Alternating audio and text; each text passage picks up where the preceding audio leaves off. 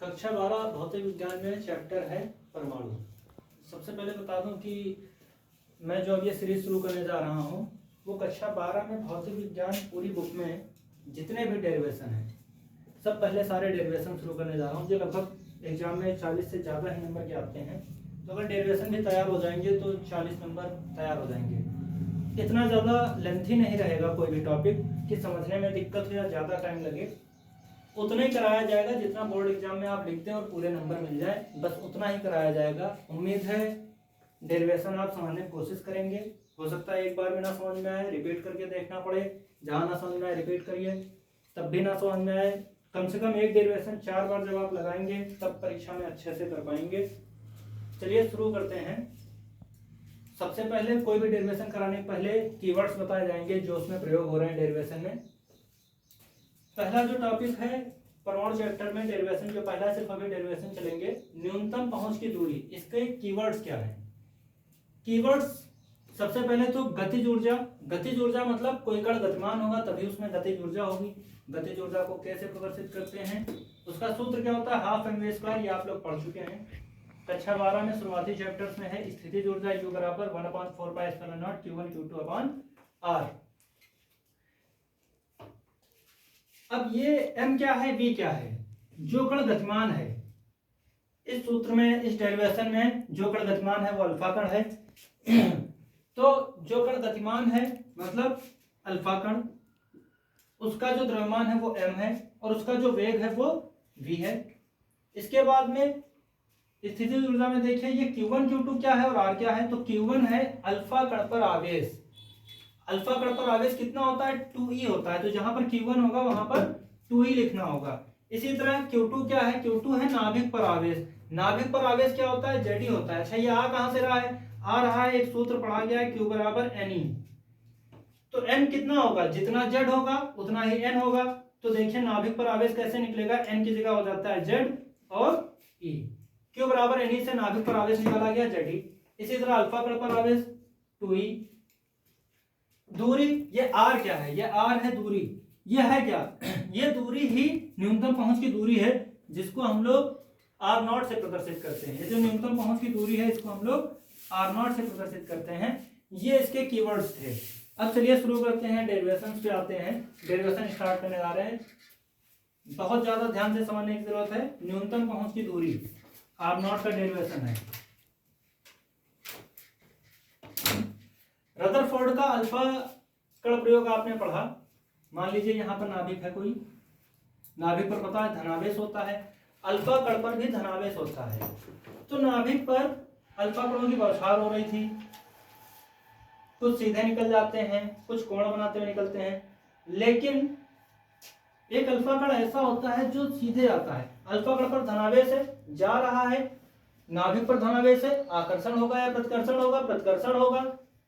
सीधे जा रहा है, नाभिक उसको प्रतिकर्षित करेगा, लेकिन कहीं तक तो वो पहुंचेगा, नजदीक कहीं तक पहुंचेगा, अल्फा कण कहीं तक पहुंचेगा।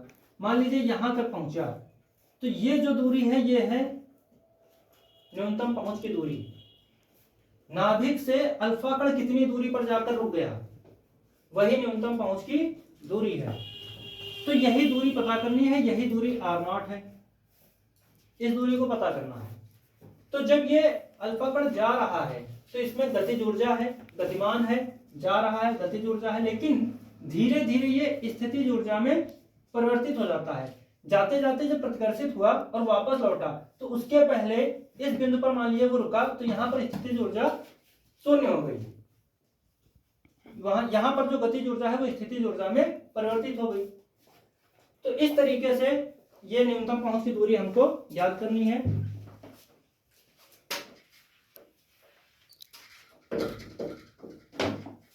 शुरू करते हैं। अभी हमने बताया कि जो गतिज ऊर्जा है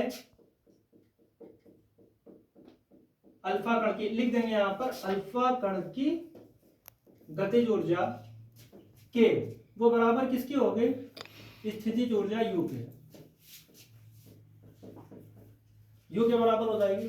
सूत्र लगा देंगे, के बराबर क्या होता है? Half mv²। स्थितिज ऊर्जा U बराबर क्या होता है? 1/4πε0 Q1 Q2/R। ये सूत्र है।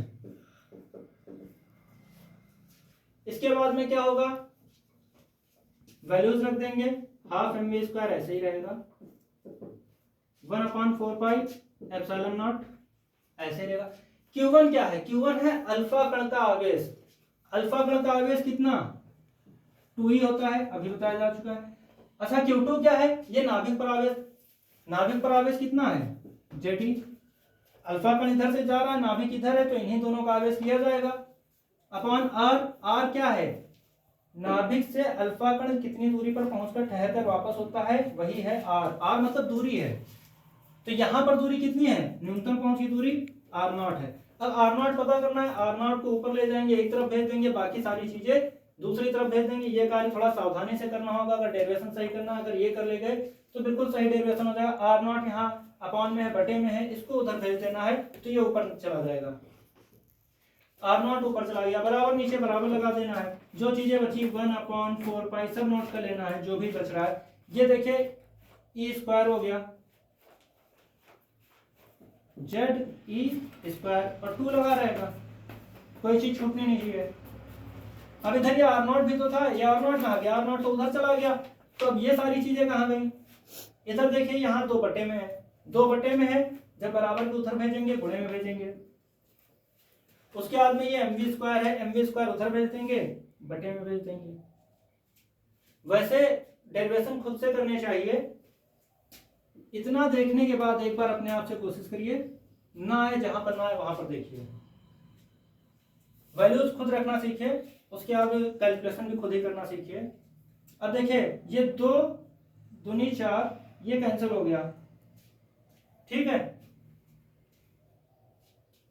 अब r0 बराबर क्या बच रहा है, 1/πε0 Ze² अपॉन mv²।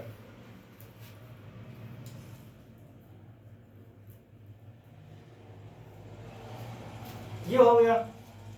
अब एक चीज और देखनी है यहाँ पर कि डेरिवेशन में थ्योरी कैसे लिखते हैं। डेरिवेशन में थ्योरी लिखने का एक ही तरीका, हम लोग जो भी इसमें प्रयोग कर रहे हैं, सूत्रों में नहीं, जो भी इसमें संकेत प्रयोग कर रहे हैं सब ऊपर लिखे जाते हैं। ये m क्या है, m है जो कण गतिमान है, उसका द्रव्यमान है तो ऊपर लिख देंगे। माना कोई अल्फा कण है जो नाभिक की तरफ जा रहा है, जिसका द्रव्यमान m है और उसका वेग v है, इतना हो गया। अच्छा ये 2e क्या है, अल्फा कण पर आवेश है, तो वो भी लिखना पड़ेगा। कोई भी संकेत जो हम डेरिवेशन में प्रयोग कर रहे हैं ऊपर अपने मन से लिख देते हैं, थ्योरी याद नहीं की जाती है, अपने मन से लिख देते हैं, पूरे नंबर मिलते हैं कि अल्फा कण पर आवेश 2e होता है और नाभिक पर आवेश Ze होता है। अब ये r0 तो पता करना है, जो चीज पता करनी होती है उसको माना जाता है कि माना नाभिक के न्यूनतम पहुंच की दूरी r0 है, ये चीज मानकर लिख देते हैं, तब ये आगे सॉल्व कर लेंगे। सबसे ऊपर डेरिवेशन में थोड़ी बहुत थ्योरी लिख दी जाती है, थ्योरी याद करने की जरूरत नहीं है, बहुत कठिन करने की जरूरत नहीं है, बस इस तरीके से सारे संकेत ऊपर लिख दिए जाते हैं थ्योरी के रूप में और सॉल्यूशन मिल जाता है, नंबर आपको पूरे मिल जाएंगे। इसमें भी एक चीज देखिए, पाई का मान निर्धारित होता है, कांस्टेंट है, नियत रहता है, ε0 नियत रहेगा। जेड तो बदलेगा, कोई भी तत्व होगा बदल जाएगा तो जेड भी बदलेगा। ई का मान नियत रहता है, एम भी क्या होगा, नियत रहेगा, द्रव्यमान तो नियत होगा। एम किसका था, यहाँ पर देखिए एम किसका है, अल्फा कण का है, अल्फा कण का द्रव्यमान भी तो नियत ही होगा, लेकिन वेग अलग अलग हो सकता है, वेग अलग अलग हो सकता है और तत्व के अनुसार परमाणु क्रमांक भी अलग अलग हो सकता है। यहाँ पर थोड़ा ध्यान देंगे, r0 किसके ऊपर निर्भर कर रहा है, ये सारी चीजें नियतांक है, जो नियतांक हटा दिए गए, Z/v², इस पर ये निर्भर कर रहा है। इसका मतलब हम देख सकते हैं कि जैसे जैसे Z परमाणु क्रमांक बढ़ेगा, निकटतम पहुंच की दूरी, न्यूनतम पहुंच की दूरी बढ़ती जाएगी, लेकिन अगर वेग बढ़ा दिया तो सीधी सी बात वो और नजदीक पहुंचेगा, तो ये न्यूनतम पहुंच की दूरी घटती जाएगी। वेग बढ़ेगा, दूरी घटेगी, जेड बढ़ेगा, परमाणु क्रमांक बढ़ेगा, दूरी बढ़ेगी। उम्मीद है ये डेरिवेशन आपको समझ में आया होगा। अगर कभी ये क्वेश्चन पूछ दिया न्यूनतम पहुंच की दूरी किस पर निर्भर करती है, 1 नंबर में पूछा सकता है, किस पर निर्भर करती है, तो परमाणु क्रमांक और वेग पर निर्भर करती है। अब इसको आप 4-5 बार लगाएंगे, बिल्कुल तैयार हो जाएगा। धन्यवाद।